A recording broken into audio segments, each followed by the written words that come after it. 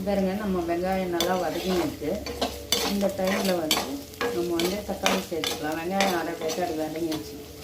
இந்த டைமில் வந்து தக்காளி சேர்த்துக்கலாம்.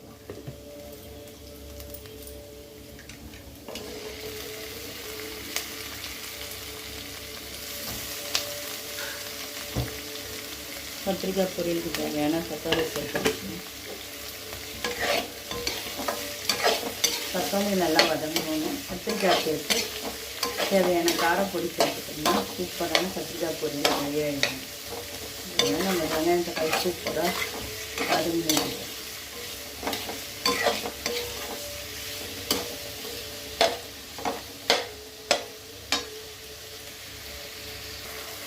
பாருங்க சூப்பரான வெங்காயம் தக்காளி நைஸாக ஆகிடுச்சு. இந்த டைமில் வந்து கத்திரிக்காய் சேர்த்துக்கலாம். அஞ்சு வச்ச கத்திரிக்காய் நம்ம கத்திரிக்காய் சேர்த்துட்டோம். கத்திரிக்காய் சேர்த்து வதக்கிட்டோம். ஒரு கத்திரிக்காய் சேர்த்து ஒரு வதக்கணுங்க. ஆல்ரெடி உப்பு சேர்த்துட்டேன். வெங்காயம் வதங்கிறதுக்கு தேவையான இந்த கத்திரிக்காய்க்கு தேவையான உப்பெல்லாம் ஆல்ரெடி சேர்த்துக்கிறேன்.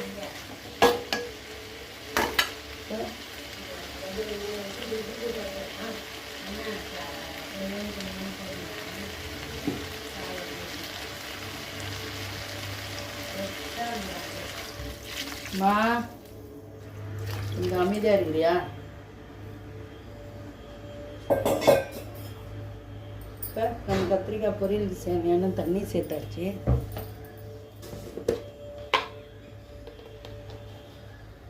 அதுக்கு தேவையான மிளகாய் பொடி சேர்த்து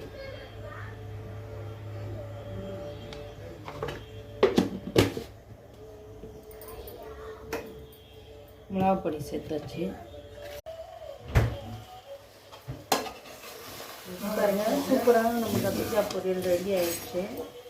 செம்ம டேஸ்டாக நம்ம கத்திரிக்காய் பொரியல் சூப்பராக ரெடி ஆயிடுச்சு. ஸ்நாக்ஸ் இருக்குது. ஸ்நாக்ஸ்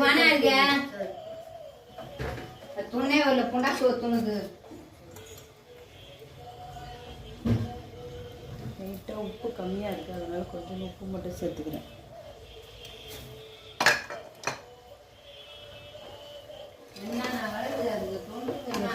சூப்பராக நம்ம கத்திரிக்காய் பொரியல் ரெடி ஆயிடுச்சு.